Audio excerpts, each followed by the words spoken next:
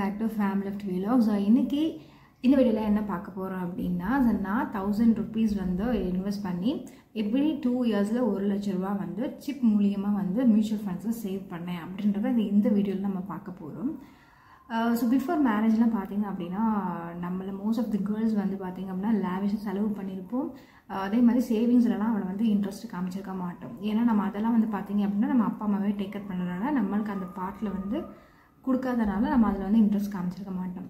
அதுவே வந்து பார்த்திங்கன்னா ஆஃப்டர் மேரேஜ்க்கு அப்புறம் வந்து பார்த்திங்க அப்படின்னா நம்ம தனி லைஃப் ஒரு லீட் பண்ணும்போது நம்ம குழந்தைங்கன்னு வரும்போது பார்த்திங்க அப்படின்னா நம்மளும் வந்து சேர்த்து வைக்கணும் அப்படின்றது ஒரு ஆர்வம் வரும் நம்ம எல்லாத்துக்கும்.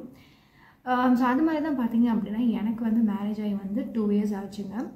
பட் ஆனால் நான் சேவிங்ஸில் வந்து என் பார்ட்னர் என் ஹஸ்பண்டை வந்து நம்ம முன்னாடி சொல்லிவிட்டு சேவிங்ஸில் வந்து நம்ம எப்போயுமே from beginning of our marriage லைஃப்லேருந்து நம்ம வந்து ஸ்டார்ட் பண்ணணும் அப்படின்றது வந்து நாங்கள் ரொம்ப கான்ஷியஸாக இருந்தோம்.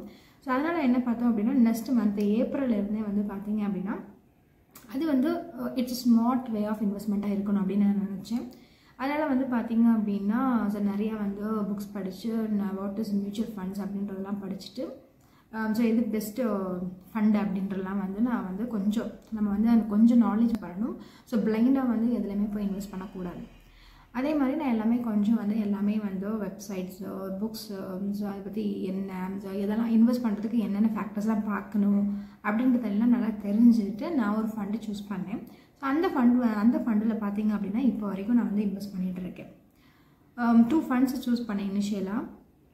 அதில் தான் வந்து இப்போ வரைக்கும் நான் இன்வெஸ்ட் பண்ணிகிட்டு இருக்கேன். ஃபஸ்ட்டு வந்து பார்த்திங்க அப்படின்னா உங்களுக்கு மியூச்சுவல் ஃபண்ட்ஸுன்றது வந்து பார்த்திங்கன்னா ஸ்டார்டிங்கே வந்து பார்த்திங்கன்னா 500 rupees வந்து இருக்கும். அது வந்து 2 types ஆஃப் இன்வெஸ்ட்மெண்ட் இருக்கும். ஒன்று வந்து ஒன் டைம்னு இருக்கும், இல்லை வந்து சிஸ்டமேட்டிக் இன்வெஸ்ட்மெண்ட் பிளான் அப்படின்றது சிப் அப்படின்னு சொல்லுவாங்க. அதுதான். ஸோ நான் வந்து பார்த்திங்க அப்படின்னா மாதம் எனக்கு வந்து நான் வந்து 1000 ரூபா சேர்க்க ஆரம்பித்தேன். நீங்கள் 500லேருந்து ஸ்டார்ட் பண்ணலாம். ஈவன் வந்து some of the funds minimum investment பார்த்திங்க அப்படின்னா 100 rupees வந்து இருக்கும். ஸோ என்னோடய ஃபண்டில் வந்து பார்த்திங்கன்னா 500 rupees is minimum investment to start. அதனால் வந்து நான் 1000 rupees வந்து எவ்ரி மந்த் என்னோட வந்து இப்போ ஃபார் எக்ஸாம்பிள் வந்து நீங்கள் சிப் அப்படின்னு போடுறீங்க அப்படின்னா அதுவே உங்கள்கிட்ட கேட்கும் நீங்கள் எந்த மந்தில் வந்து கட்ட ஆரம்பிக்கிறீங்க. ஸோ பார்த்திங்கன்னா சில பேருக்கு வந்து ஸ்டார்டிங் சேலரி வந்து ஃபர்ஸ்ட் மந்த் வித்தின் 5 வரும், சில பேருக்கு வித்தின் 10 வரும், இல்லை ஆஃப்டர் 10 கூட சில பேருக்கு வந்து சேலரி கிரெடிட் ஆக இருக்கும். அதை பொறுத்து வந்து நீங்கள் வந்து என்னென்னா எவ்ரி மந்த் எப்போ இருந்து உங்கள் அக்கௌண்ட்லேருந்து அந்த சிப் அமௌண்ட் டிடக்ட் ஆகணும் அப்படின்றத வந்து நீங்கள் வந்து அதை கொடுத்துட்டீங்க அப்படின்னா எவ்ரி மந்த் இப்போ நான் 12th கொடுத்துருக்கேன் அப்படின்னா எனக்கு வந்து 12th வந்து அந்த அமௌண்ட் ஆட்டோமேட்டிக்காக என்னோடய பேங்க்லேருந்து டிடக்ட் ஆகிக்கும். ஸோ இப்படி வந்து பார்த்திங்க அப்படின்னா நான் என்னோடய மேரேஜ் ஆனதுலேருந்து செகண்ட் மந்த்லேருந்து ஏப்ரல்லேருந்து இப்போ வந்து மேரேஜ் எனக்கு வந்து 2 years ஆகிடுச்சு. இந்த 2 years வந்து நான் கண்டினியூஸாக வந்துட்டு ஸோ எப்போயுமே வந்து இன்வெஸ்ட்மெண்ட்டை பொறுத்த வரைக்கும் கன்சிஸ்டன்சி ரொம்ப முக்கியம். அது மியூச்சுவல் ஃபண்ட்ஸை பொறுத்த வரைக்கும் பார்த்திங்க அப்படின்னா உங்களுக்கு வந்து சில டிடக்ஷன்ஸ் இருக்கும். இப்போ நீங்கள் 1 வருஷத்துக்கு முன்னாடியே எடுத்துட்டிங்க அப்படின்னா உங்களுக்கு வந்து 1% எக்ஸிட் லோட் அப்படின்னு சார்ஜ் பண்ணுவாங்க. இது வந்து வேரிஸ் ஆகும். டிஃப்ரெண்ட் ஃபண்டில் வந்து இந்த எக்ஸிட் லோடு உங்களுக்கு வந்து வேரி ஆகும். எக்ஸிட் லோட் வந்து வித்தின் 1 yearக்குள்ளே நீங்கள் ரெடீம் பண்ணிங்க அப்படின்னா 1% அவங்க சார்ஜ் பண்ணுவாங்க. அதே மாதிரி பார்த்திங்க அப்படின்னா ஸோ நான் வந்து 1000 rupees வந்து எவ்ரி மந்த் வந்து என்னோடய அக்கௌண்ட்லேருந்து நான் சூஸ் பண்ணது வந்து பார்த்திங்க அப்படின்னா என்ன மியூச்சுவல் ஃபண்ட்ஸ் அப்படின்னு பார்த்திங்க அப்படின்னா ஆக்சிஸ் மிட் கேப் மியூச்சுவல் ஃபண்டில் தான் நான் வந்து செலக்ட் பண்ணியிருக்கேன்.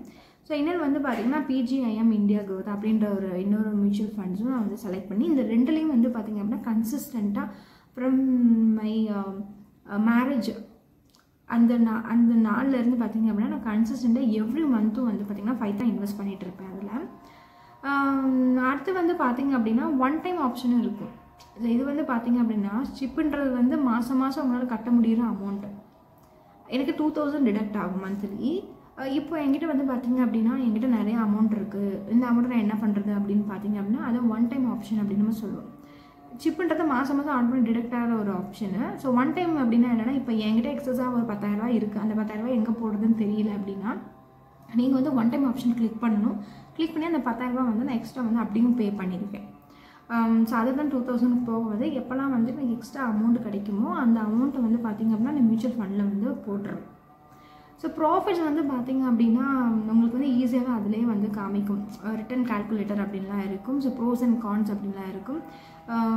ஸோ எவ்வளோ வந்து ரிட்டர்ன்ஸ் உங்களுக்கு கிடைக்கும் அப்படின்லாம் வந்து அதில் நீங்கள் செக் பண்ணி பார்த்துக்கலாம். ஸோ மந்த்லி 500 போடுறீங்க அப்படின்னா இவ்வளோ வருஷத்துக்கு வந்து அதில் மோஸ்ட்லி வந்து 1 year 3 years 5 years அப்படின்ற ஒரு ரேஞ்ச் இருக்கும்.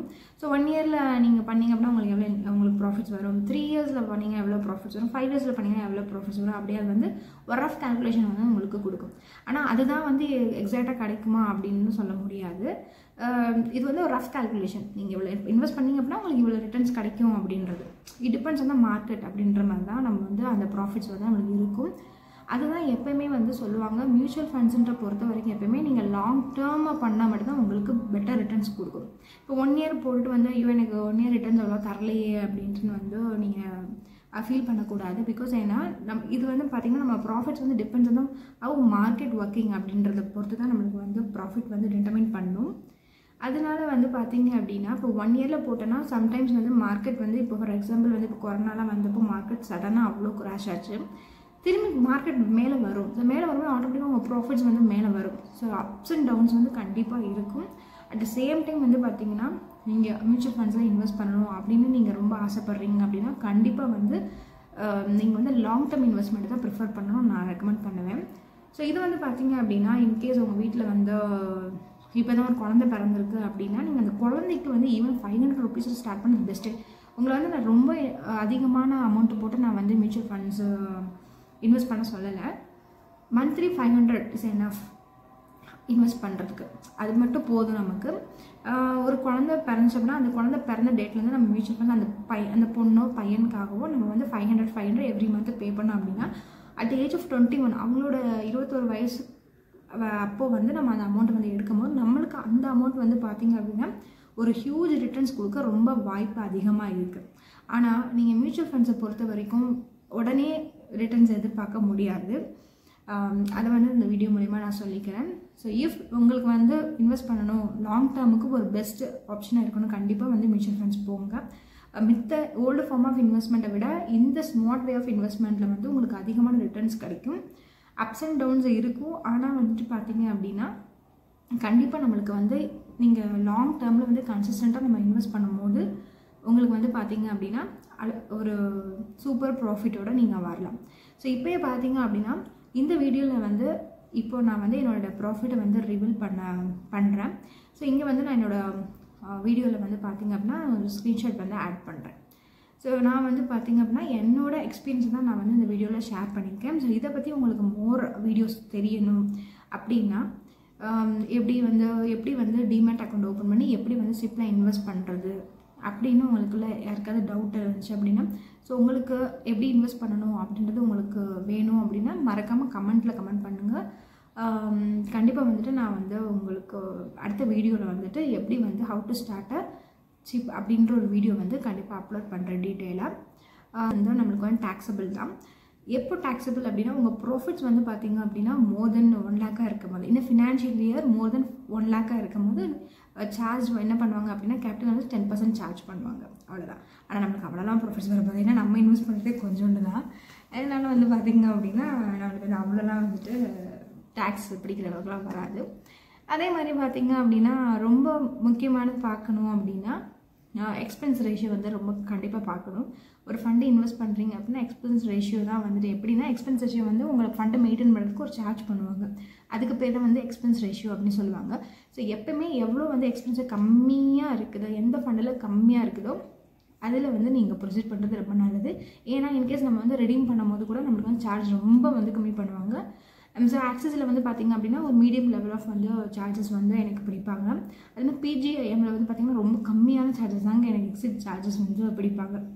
அதே மாதிரி இப்போ வந்து பார்த்திங்கன்னா நான் 3 types of mutual fund select பண்ணி நான் இன்வெஸ்ட் பண்ணிகிட்ருக்கேன் மந்த்லி. ஸோ ஃபர்ஸ்ட் வந்து பார்த்திங்கன்னா Axis mutual fund mid cap mutual ஃபண்ட்ஸில் large cap mid cap small cap அப்படின்னு டிஃப்ரெண்ட் வெரைட்டிஸ் ஆஃப் ஃபண்ட்ஸ் இருக்குது. ஸோ இந்த பற்றிலாம் ரொம்ப டீட்டெயிலாக உங்களுக்கு தெரியணும் அப்படின்னா நம்ம நெக்ஸ்ட் வீடியோவில் கமெண்ட் பண்ணுங்கள். கண்டிப்பாக வந்து ஒரு சிப் மியூச்சுவல் ஃபண்ட்ஸ் பற்றி நம்ம வந்து ஒரு டீட்டெயில் எக்ஸ்ப்ளனேஷன் வீடியோ போடலாம். நான் போட்டுக்கிறது வந்து mid cap and small gap. Small கேப்பில் வந்து பார்த்திங்கன்னா குவாண்ட் ஸ்மால் கேப் ஃபண்டு தான் நம்ம வந்து சூஸ் பண்ணியிருக்கோம். ஆனால் எனக்கு வந்து பார்த்திங்கன்னா என்னோடய எக்ஸ்பீரியன்ஸில் வந்து பார்த்திங்க அப்படின்னா குவாண்ட்டில் வந்து ரொம்ப வந்து எக்ஸ்பென்ஸ் ரேஷியோ வந்து அதிகமாக இருக்குது வென் கம்பேர்ட் டு ஆக்சிஸ் அப்புறம் அதர் 2 மியூச்சுவல் ஃபண்ட்ஸ். ஸோ அதனால வந்து பார்த்திங்கன்னா எனக்கு குவாண்ட் வந்து கொஞ்சம் ரொம்ப ஐயா வந்து சார்ஜ் பண்ணுறாங்க அப்படின்னு எனக்கு தோணுது. ஸோ அதனால் வந்து நான் வேறு ஏதாவது ஸ்டார்ட் பண்ணலாம் அப்படின்னு நினைக்கிறேன் ஃப்யூச்சரில். ஸோ அன்கேஸ் என்னோடய ஃப்யூச்சரில் பார்த்தீங்கன்னா ஸ்மால் கேப்பில் வந்து நம்மளுக்கு வந்து ஹை ரிஸ்க் இருக்கும், at the same time very high returns கொடுக்குற இருக்குது. அதே மாதிரி நம்ம எப்படி வந்து நம்மளோட இன்வெஸ்ட்மெண்ட்ஸை வந்து எல்லாத்தையுமே ஒரே இதில் போடக்கூடாது. ஃபார் எக்ஸாம்பிள் 1000 rupees அப்படின்னா 500 rupees வந்துட்டு நீங்கள் வந்து இப்போ 1500 மந்த்லி இன்வெஸ்ட் பண்ணுறேன் அப்படின்னா அந்த 500 வந்து லார்ஜ் கேப்பில் போடலாம், மிச்சம் 500 வந்து மிட் கேப்பில் போடலாம், இன்னொரு 500 வந்து ஸ்மால் கேப்பில் போடலாம். ஸோ எல்லாத்தையும் போய் ஒரே இதில் டம்ப் பண்ணவும் கூடாது. ஸோ அந்த வந்து 50% லார்ஜ் கேப்பாக இருக்கணும், 25% மிட் கேப்பாக இருக்கணும், அப்புறம் வந்து 25% வந்து ஸ்மால் கேப்பாக இருக்கணும். இப்படி தான் வந்து நீங்கள் இன்வெஸ்ட் பண்ணணும். ஒரே இதிலையும் போட்டு ரொம்ப டம்ப் பண்ணக்கூடாது. மிட் கேப்னாலும் மிட் கேப்லேயே வந்து இன்வெஸ்ட் பண்ணக்கூடாது, ஸ்மால் கேப்னாலும் ஸ்மால் கேப்லேயே இன்வெஸ்ட் பண்ணக்கூடாது. ஸோ டைவர்சிஃபிகேஷன் ஆஃப் ஃபண்ட்ஸ் வந்து கண்டிப்பாக இருக்கணும். ஸோ இன்றைக்கி வந்து பார்த்திங்க அப்படின்னா என்னோடய ப்ராஃபிட் வந்து பார்த்திங்கன்னா இது வரைக்கும் சோஃபார் ஐ இன்வெஸ்டட் எப்படி பார்த்திங்க அப்படின்னா ஒரு 85,000 நான் வந்து இன்வெஸ்ட் பண்ணியிருக்கேன். இதோட ப்ராஃபிட் மட்டும் பார்த்திங்கன்னா எனக்கு 15,000 என்னோடய ப்ராஃபிட்டு. சரி, 2 இயர்ஸில் வந்து என்னோடய ப்ராஃபிட் மட்டும் 15,000. ஸோ இது வந்து பார்த்திங்கன்னா கொஞ்சம் கம்மியாக கூட இருக்கலாம். ஆனால் வந்து பார்த்திங்கன்னா எனக்கு வந்து லாங் ரிட்டர்ன்ஸ்னால் வந்து பார்த்திங்க அப்படின்னா ரொம்ப பெனிஃபிட்டாக இருக்கும். ஏன்னா வந்து இது நம்மளால் எடுக்க முடியாது. அது ஒரு இது இப்போ மித்ததான் கூட பார்த்திங்கன்னா இன்வெஸ்ட் பண்ணால் நம்ம உடனே எடுத்து செலவு பண்ணிடுவோம். இதில் வந்து பார்த்திங்க அப்படின்னா நம்ம எடுத்து ஐயோ நம்ம சார்ஜ் போயிடும் அப்படின்னு சொல்லிட்டு நம்மளை வந்து ஒரு கம்பல் பண்ணி ஒரு கமிட்மெண்ட் கிரியேட் பண்ணணும். அப்போ தான் வந்து நம்மளால் இன்வெஸ்ட் பண்ண முடியும். ஸோ சேவிங்ஸ்ன்றது வந்து ரொம்ப எல்லாத்துக்கும் இம்பார்ட்டன்ட்ங்க. ஏன்னா எமர்ஜென்சி சுச்சுவேஷனில் நம்மளுக்கு அந்த பணம் தான் ஹெல்ப் பண்ணும். ஏன்னா இந்த காலத்தில் வந்து யாரையும் நமக்காக ஹெல்ப் பண்ணுவாங்க அப்படின்றது நம்ம வந்து நினைக்கிறது ரொம்ப முட்டாள்தனம். ஸோ நம்ம வந்து எப்படி வந்து நம்ம சம்பாதிக்கிறதுல சேவிங்ஸை ஃபஸ்ட்டு ப்ரிஃபரன்ஸ் கொடுக்கணும். ஸோ அதுக்கப்புறம் தான் செலவு பண்ணணும். சேவிங்ஸ் வந்து பார்த்திங்க அப்படின்னா சேவிங்ஸ் பண்ணுறதுக்கு நிறைய கமிட்மெண்ட்ஸ் நீங்கள் தான் க்ரியேட் பண்ணணும். ஸோ வந்து பார்த்திங்க அப்படின்னா நான்லாம் பார்த்திங்க அப்படின்னா நிறைய ஃபார்ம்ஸ் ஆஃப் வேஸில் வந்து நான் இன்வெஸ்ட் பண்ணிகிட்ருக்கேன். அது கோல்டாக இருக்கட்டும், சரி கோல்டு பீஸில் நான் இன்வெஸ்ட் பண்ணுறேன், கோல்டு சிட்டு போட்டிருக்கேன். அதுக்கப்புறமேட்டு பார்த்திங்க அப்படின்னா நம்ம எமர்ஜென்சிக்கு வந்து மெடிக்கல் இன்சூரன்ஸ் போட்டிருக்கோம், எல்ஐசி, இந்த மாதிரி எல்லாமே நம்ம வந்து கண்டிப்பாக பண்ணிக்கணும் நம்ம லைஃப்பில். ஸோ எமர்ஜென்சி இப்போ மெடிக்கல்னு வரும்போது பார்த்திங்கன்னா இன்சூரன்ஸ் இஸ் மஸ்ட் அண்ட் மேண்டேட்ரின்னு சொல்லுவேன். எல்லோரும் அதே மாதிரி தான். ஏன்னா என்னோடய லைஃப்பில் வந்து அவ்வளோ ட்ராஜடிக் நடந்திருக்கு. ஸோ எங்கள் அப்பாவுக்கு நடந்ததுனால நாங்கள் ரொம்ப லாஸ் ஆகிட்டு நிறைய ஹாஸ்பிட்டலுக்கு நாங்கள் அவ்வளோ செலவு பண்ணோம். நீங்களே வந்து பார்த்திங்க அப்படின்னா ஒரு அப்போலோவில் நாங்கள் அப்பாவை சேர்த்துருக்கும் போது நியர்லி ஒரு 10 lakhs கிட்ட செலவாயிடுச்சு. ஸோ அப்போ வந்து பார்த்திங்க அப்படின்னா எங்கள் வீட்டில் சேவிங்ஸ் இது பண்ணல, இந்த கோல்டு வச்சு தான் பண்ணாங்க. அப்புறம் ரொம்ப நாங்கள் ஸ்ட்ரகிள் ஆனோம். ப்ராப்பர் சேவிங்ஸ் இல்லாதனால வந்துட்டு அம்மா தான் வந்து ஒருத்தர் டேக் கேர் பண்ணுற மாதிரி இருந்துச்சு. ஸோ இருக்கிற ஜுவல்ஸ் எல்லாம் நாங்கள் விற்றுட்டோம். ஸோ ஐ ஹோப் இந்த வீடியோ வந்து உங்களுக்கு பிடிச்சிருக்கும்னு நினைக்கிறேன். ஸோ பிடிச்சிருந்துச்சு அப்படின்னா மறக்காமல் நம்ம சேனலில் வந்து சப்ஸ்கிரைப் பண்ணிக்கோங்க. தேங்க்யூ ஃபார் வாட்சிங்.